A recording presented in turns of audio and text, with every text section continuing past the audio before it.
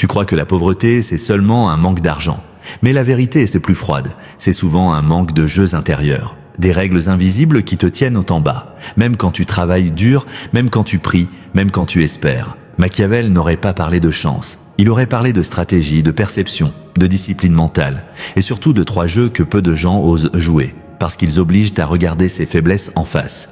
Si tu veux entrer dans cette vidéo comme on entre dans un miroir, écris en commentaire cette phrase « Je refuse de rester petit ». Et surtout, reste jusqu'à la fin parce que la dernière vérité est silencieuse, mais elle change la manière dont tu marches, dont tu parles, dont tu dépenses et dont tu choisis ta vie. Si tu veux d'autres révélations de ce genre, abonne-toi, aime la vidéo et écoute jusqu'au bout. Pour comprendre ces jeux, il faut revenir à une époque où le pouvoir n'était pas décoratif, mais vital, où survivre signifiait comprendre l'âme humaine mieux que ses ennemis. À la Renaissance, Machiavel observe que la richesse ne vient jamais seulement du travail, mais de la lecture des rapports de force, du timing et de la capacité à se détacher de la morale naïve. La philosophie antique parlait déjà de maîtrise de soi, de patience stratégique, de lucidité face au désir, mais ces savoirs ont été adoucis et rendus inoffensifs, presque honteux. Avec le temps, on a appris aux hommes à obéir, à consommer, à espérer, mais rarement à jouer.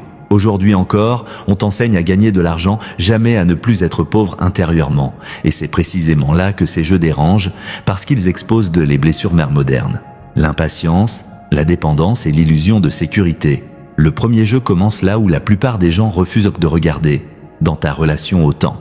La pauvreté mentale naît presque toujours d'une incapacité à différer, à attendre sans se sentir menacé, à supporter le vide sans le remplir immédiatement par une action inutile. Machiavel avait compris que celui qui agit trop vite révèle sa peur et celui qui révèle sa peur devient prévisible.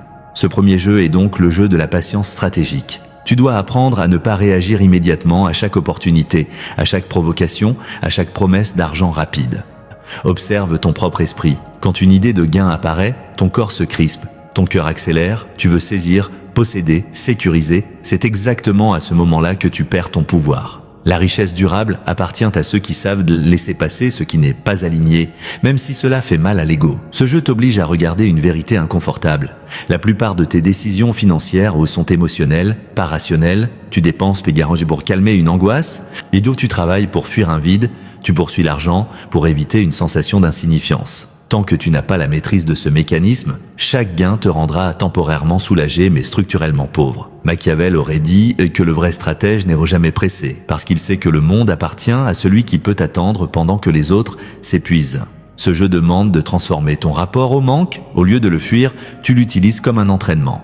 Tu apprends à rester stable quand rien ne vient, à rester digne quand personne ne t'applaudit, à rester discipliné quand le résultat n'est pas immédiat. C'est là que naît une richesse invisible mais redoutable, parce qu'elle ne dépend plus des circonstances. Le deuxième jeu est plus dérangeant encore, parce qu'il attaque directement ton identité.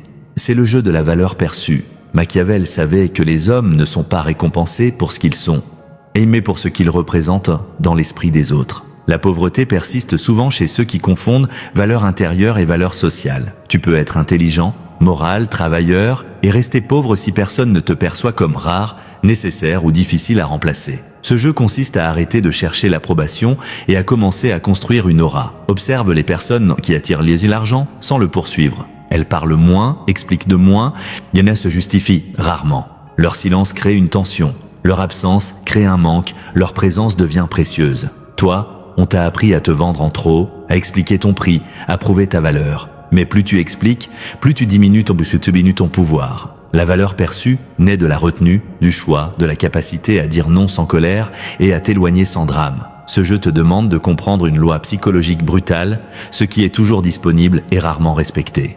Si tu donnes ton temps, ton énergie et tes compétences sans limite, tu enseignes aux autres que tu n'as pas de rareté. Et sans rareté, il n'y a ni désir ni richesse. Machiavel ne parlait pas de manipulation au sens vulgaire, mais de lucidité. Tu dois apprendre à te positionner, à choisir où tu investis ton attention, à ne pas mendier des opportunités qui devraient te chercher. Ce jeu est inconfortable parce qu'il t'oblige à accepter que certaines relations, certains environnements, certaines habitudes te maintiennent pauvre non par manque d'argent, mais par manque de respect symbolique. Tant que tu ne joues pas ce jeu, tu travailleras dur pour des miettes, pendant que d'autres, moins compétents mais mieux positionnés, récolteront l'abondance. Le troisième jeu est le plus silencieux et le plus puissant. C'est le jeu du contrôle intérieur face au chaos. La majorité des gens sont pauvres parce qu'ils sont gouvernés de l'intérieur par leurs impulsions, leurs peurs, celles leurs comparaisons.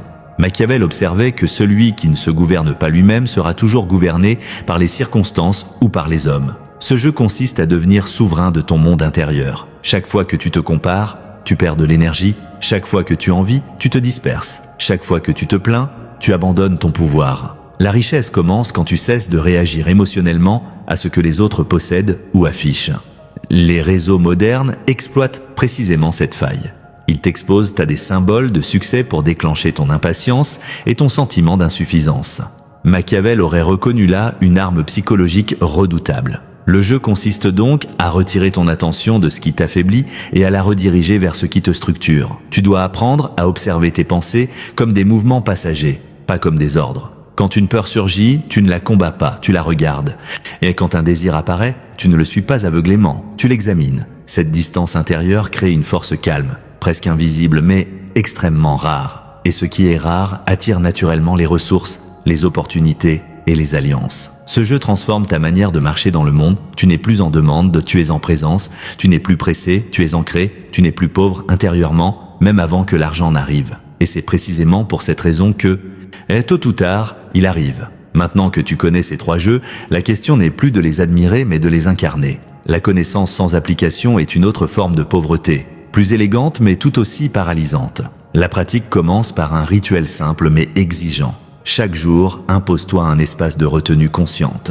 Cela signifie choisir volontairement un moment où tu ne réagis pas, où tu ne consommes pas, où tu ne poursuis rien. Quand une envie d'achat surgit, calme ne la satisfait pas immédiatement. Attends au moins un cycle complet de réflexion, une journée entière si possible, et observe ce qui se passe en toi. Tu découvriras que beaucoup de désirs meurent quand on ne les nourrit pas, et que cette mort libère une énergie mentale immense. Cette discipline entraîne directement le premier jeu, celui de la patience stratégique, et elle reprogramme ton système nerveux à ne plus confondre urgence et nécessité. Pour le deuxième jeu, celui de la valeur perçue, la pratique demande du courage social. Commence par réduire volontairement ta disponibilité. Ne réponds pas immédiatement à chaque message. Ne dis pas oui à chaque demande. Ne remplis pas chaque silence par des explications. Choisis consciemment ce à quoi tu offres ton temps et ce que tu refuses sans justification excessive. Ce n'est pas de la froideur, c'est de la clarté. Observe comment les autres réagissent quand tu cesses de te rendre accessible par défaut. Certains s'éloigneront, y révélant qu'ils ne te valorisaient que pour ce que tu donnais gratuitement. D'autres, au contraire, ajusteront leur regard et leur respect. Cette sélection est douloureuse, mais elle est nécessaire. La richesse ne circule pas dans les relations déséquilibrées. Elle circule là où il y a reconnaissance mutuelle et tension saine. Un exercice puissant consiste à te demander, avant chaque engagement, est-ce que cela renforce mon positionnement ou est-ce que cela me rend interchangeable ? Si la réponse est interchangeable, apprends à te retirer. Le troisième jeu, celui du contrôle intérieur, exige une pratique quotidienne plus subtile. Chaque matin ou chaque soir, prends un moment pour observer ton flux mental sans le corriger. Assieds-toi, respire lentement et laisse venir les pensées liées à l'argent, au manque, à la comparaison. Ne les combats pas, ne les juge pas. Regarde-les comme des mécanismes hérités, pas comme des vérités. Et cette observation crée une distance qui affaiblit leur emprise. Plus tu développes cette capacité, moins tu es manipulable par les peurs collectives, les modes, les promesses rapides. Un esprit calme voit ce que l'esprit agité ne peut pas voir. Dans cette clarté, tu commenceras à repérer des opportunités que tu ignorais auparavant, non parce qu'elles étaient invisibles, mais parce que ton agitation les rendait inaudibles. Il y aura des obstacles, et ils viendront surtout de ton ego. Ton ego te dira que tu mérites plus maintenant, que tu as déjà assez attendu, que les autres ont de la chance et pas toi. Reconnais cette voix comme la même qui t'a maintenu dans des cycles répétitifs. Un autre piège fréquent est la tentation de transformer ces jeux en outils de domination extérieure. Si tu les utilises pour manipuler sans conscience, tu créerais une richesse fragile, toujours menacée par la peur d'être démasquée. Machiavel lui-même savait que la stabilité vient d'un équilibre entre lucidité et maîtrise de soi. Ces jeux ne sont pas des armes contre les autres, mais des disciplines contre ton chaos intérieur. Enfin, intègre ces pratiques dans ton quotidien de manière concrète. Simplifie tes dépenses pour renforcer ton autonomie, structure tes journées pour éviter la dispersion, choisis des environnements qui élèvent ton niveau d'exigence plutôt que de flatter tes failles. Chaque petit acte répété devient une loi intérieure. Et un homme gouverné par des lois intérieures solides devient naturellement attractif pour les ressources, les alliances et les opportunités. Tu ne joues plus pour survivre, tu joues pour construire.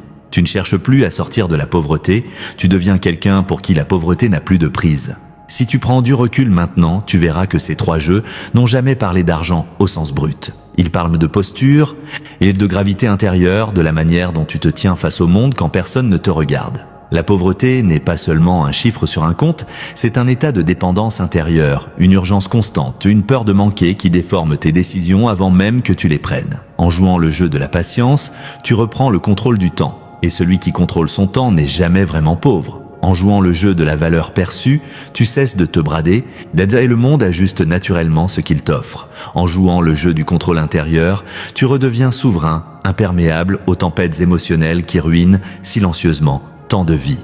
Machiavel n'aurait jamais promis une richesse facile ou morale. Il aurait parlé d'une richesse inévitable pour celui qui accepte de se transformer avant de posséder. Ces jeux sont inconfortables parce qu'ils te retirent en des excuses, ils t'enlèvent la possibilité de blâmer le système et la malchance ou les autres. Ils te placent face à une responsabilité radicale, celle de ton état intérieur. Et c'est précisément pour cela qu'ils fonctionnent. La majorité des hommes préfèrent des conseils rassurants à des vérités libératrices. Toi, si tu es encore là, c'est que quelque chose en toi refuse de rester petit, dépendant, pressé. Rappelle-toi ceci, l'argent fuit ceux qui le supplient, mais il s'approche de ceux qui n'en ont plus besoin pour se sentir entiers.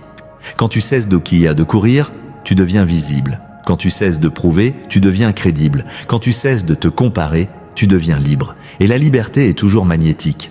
La vraie question n'est donc pas de savoir si ces jeux fonctionnent, mais si tu es prêt à les jouer sans retour immédiat, sans applaudissements, sans garantie. Parce que c'est exactement à cet endroit que la plupart abandonnent et que quelques-uns seulement basculent. Si cette vidéo a résonné en toi, laisse un commentaire, et pas pour moi, mais pour te rappeler à toi-même que tu as entendu cet appel. Abonne-toi si tu veux continuer ce chemin de lucidité et de transformation intérieure. Et surtout, garde cette question ouverte après la vidéo. Si ta richesse dépendait uniquement de ton état intérieur, qui serais-tu obligé de devenir dès aujourd'hui ?